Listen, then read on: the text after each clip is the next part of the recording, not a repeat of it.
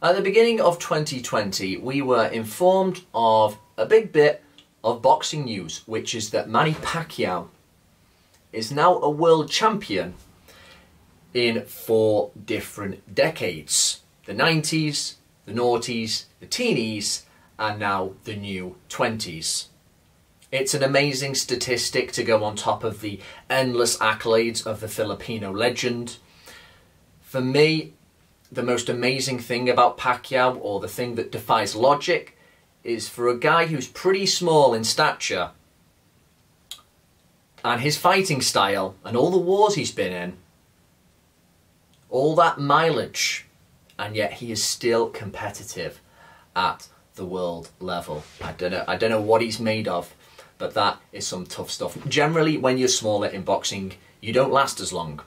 It's like there's less fuel to use up. But Pacquiao just continues to go on and on and on.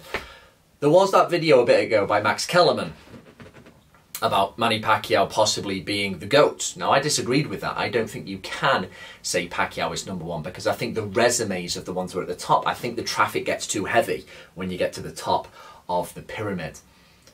But in terms of just his consistency and being competitive for so long, he may be the guy who's been competitive for the longest at the world level out of any other fighter. I mean, another one that comes close is Roberto Duran. I know he fought in 5 different decades, which is an amazing stat just for longevity's sakes. I think he was still fighting almost in his 50s. It was insane what Duran was doing. But again, I don't think Pacquiao may, about the same or maybe just over now, might have been at the world level for a bit longer than even Roberto Duran. So again, it's just insane. If you want to be critical of this, you hear 4 decades and you think, 40 years? They're like, surely not. And no, it's not 40 years. We're talking about a period in the late 90s. I think he first became a world champ about 98. And we're going up to now 2020, of course, where he hasn't had a defense of that belt just yet. So we're looking really at about 22 years.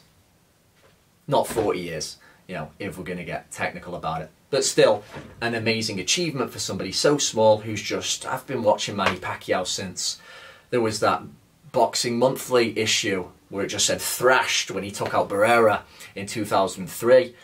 And he'd already had a pretty considerable career by then, already been knocked out a couple of times, come up through the weights, or he had some wars. Then he had all his wars with Marquez, Morales, going up to welterweight. There was the getting blasted by Marquez, then coming back, the Mayweather loss, and he's carried on going on and took out Keith Thurman.